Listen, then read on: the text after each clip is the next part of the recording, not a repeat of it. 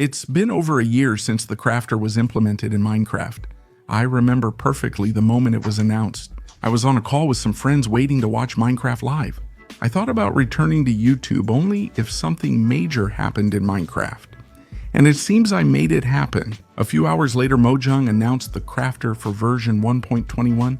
I couldn't believe it. A block to aid automation in Minecraft had been long awaited, so once it was added, I made a video talking about why it was a turning point for all players.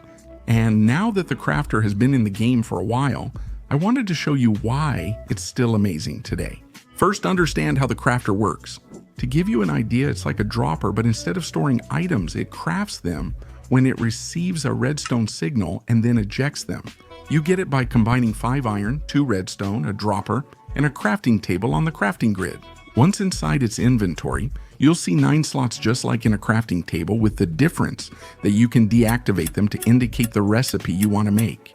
For example, if I want to craft a prismarine block, I'll deactivate 5 slots in an L shape and put the ingredient in the remaining 4 slots to get the prismarine block. It's pretty simple to understand. Now, as I said before, it needs a redstone current to activate. So if you want to automate your world, you'll have to make a redstone clock or a way to detect that the crafter has enough items to start crafting. Once you manage to do it, you'll be able to replicate it in as many farms as you want to get all the items in the game without limits. Here are a few examples of uses you can give it. First, for farms that provide raw materials like iron, prismarine, or wood, you no longer need to store all of it. You can automate the farm to directly provide all necessary crafts like fences, signs, chains, and more. Also, materials like gold, you can store it in larger quantities if you turn it into blocks. This is important because switching from nuggets to blocks reduces your storage size by 81 times. This is crucial. In case you didn't know, combining farms is now essential for getting large amounts of a single material. For rockets, just build a mob or creeper farm next to a sugarcane farm. It doesn't need to be very large. With the crafter, you get rockets directly. Similarly with shulkers, you can combine a shulker farm and a wood farm. You could make a bamboo one so you don't complicate things too much and get the shulker boxes directly. And why bamboo? Because before, it was only useful as fuel, since crafting bamboo blocks by hand was a hassle. On the other hand, with the implementation of the crafter, you can get all the bamboo wood you need. Even use it as a better fuel since it's planks and not bamboo sticks. Or even better, all the blocks that don't have color in the game, like barrels or composters. Now you can get them automatically. Infinite chests. Honestly, just thinking about it makes my mouth water. Flower farms are absolutely essential right now if you like decorating. If you build them in a good area, you can get a ton of dyes at once without even needing to go over there. You build a mob farm just to get bones. You turn those bones into bone meal and it goes straight to the flower farm to regenerate them over and over again. You build a mob farm just to get bones. Those bones you turn into bone meal and it goes straight to the flower farm to regenerate them over and over again. So with a basic farm, you can get colors anywhere. Now, kelp farms are powerful because they provide unlimited fuel with no effort from you. Previously, you had to craft kelp blocks by hand, but now that's unnecessary. It's fully automatic and uses great fuel. It burns up to 20 blocks at once, and if you fuel it with itself, it becomes self-sustaining. It's fantastic. Also, as a detail, the crafter is a block that, when we attach a redstone comparator to it, can do this, and it's pretty simple to understand. Look, when one of the crafter's slots is being used or is clicked, basically blocked, it will count as a redstone signal. That way you can go up to 9, it's the same. Whether the slot has 1 item or a stack, the signal remains unchanged. And this is much easier to understand than other blocks when compared. They've made a change here, and I think it's much better. If a furnace inventory slot is filled with 64 items, it emits a redstone signal of 5. If you have all the slots full, it will give 15, but if the fuel slot, for example, has 32, instead of 64, the signal will drop and yield one of 12, which is actually 12 with 5. Since there are no decimals, the game rounds down to the lower amount, creating a mess. The crafter gives its 9 signal exactly without decimals. It's much more straightforward. I actually use this for my witch farm to craft redstone blocks and store them in larger quantities. And besides, I use it all the time in my current survival game. The comparator is really necessary to automate the crafter. Keep in mind that this block also can't be moved by pistons. Because there's an inventory for storing items, the game doesn't let you do this. I'm referring to Minecraft Java. Does this also happen with dispensers or chests? Then why can you move the crafting table? It's very simple. The crafting table has a menu where you can place items. But once you close the crafting table, the item isn't retained in it. It returns to your inventory. So it's simple. Just another block that opens a menu, but the menu only appears visually for you and isn't inside the block. By the way, the crafter has a red light that tells you if the block is activated or not. This is something that would be really useful to implement in other blocks, like the dispenser. Should we also go into a little technical detail? The crafter lacks quasi-connectivity, so redstone can activate a piston, dispenser, or dropper from a block away. I explained this further in the piston video, but it's useful since it enables more compact designs. After all, quasi-connectivity is a design bug that will never be fixed because it would break a lot of old designs. It's best if the new blocks don't have it, so we all avoid problems. Overall, this block, the crafter, is nearly complete, but not everything is perfect. The crafter isn't always useful in every situation. Yes, it's true that automation can make you obsessed, but the reality is that the crafter is slow. A human is always faster because you can craft 64 at once if you focus. This was already discussed during my visit to Eternum, where they have a manual crafter that shoots honey bottles, so a person can craft honey blocks by hand. This is how it used to be done in the past, and this method is infinitely faster than the crafter, except that the latter does it automatically. That's the only difference, but it's a very important one. Still, it's worth saying that for certain large quantities, it's still better to craft by hand. But if you want to gradually get a storage of wooden stairs, for example, then it's much better. The crafter. That's why I thought developing a universal crafter for my survival and for myself was a good idea at the time.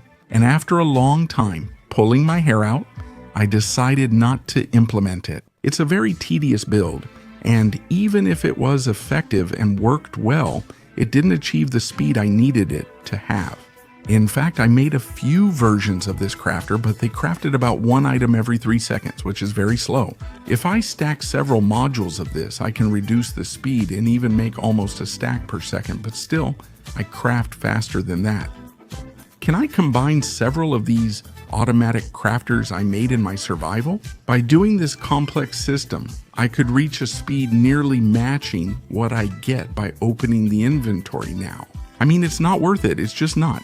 And when I realized that, it kind of answered the question of why. I didn't find anyone on YouTube who had made a universal crafter, but just when I thought no one had done it, I came across this project.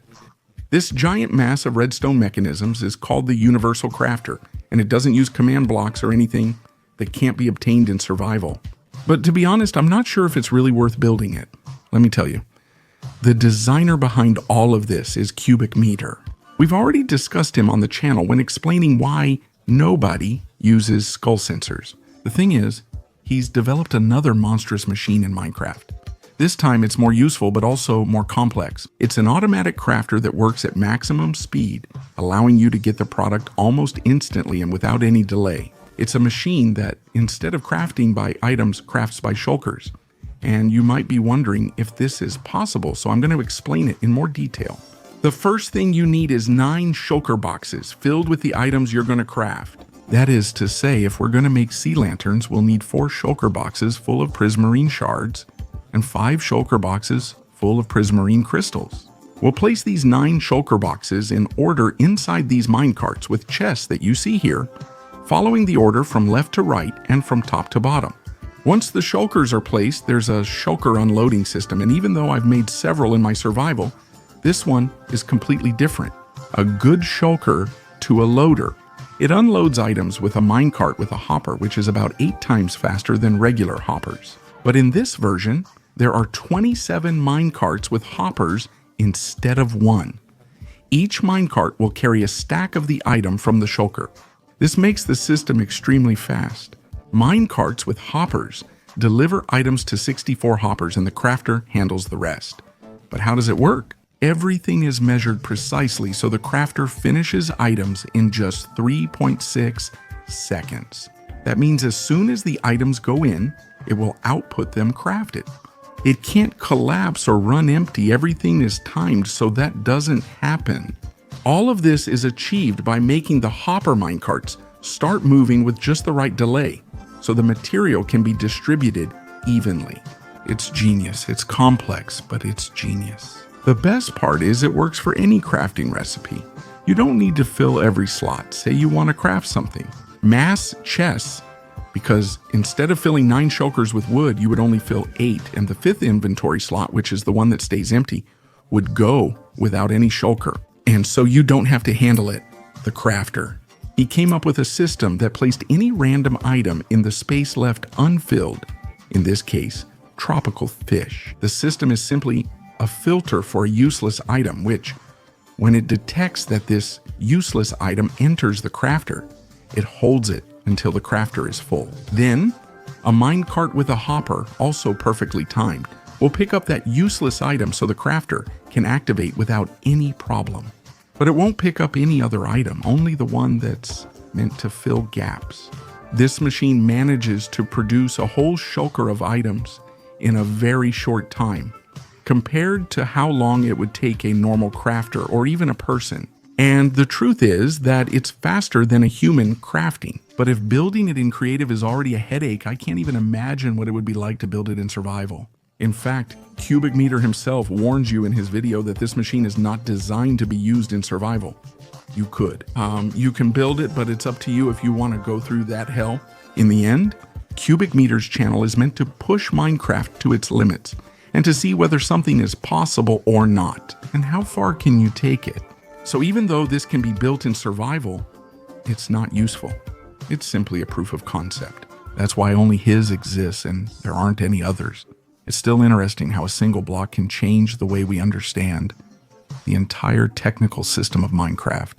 What were once impossible ideas dependent. Tasks that once required dozens of players can now be solved with some ingenuity and a skilled, well-connected crafter. And it's not just a matter of convenience or efficiency. It completely changes the way we plan our worlds, our farms, even the way we explore, what the game allows us to do. The crafter isn't just a practical addition, it's a statement from Mojang in a direction that seemed unthinkable a few years ago. Advanced automation in Minecraft Vanilla. We might not be fully utilizing it or may still debate its limits, but it's already essential to technical discussions. If you enjoyed the video, don't forget to drop a like and subscribe to the channel if you haven't already. See you in the next video. Goodbye.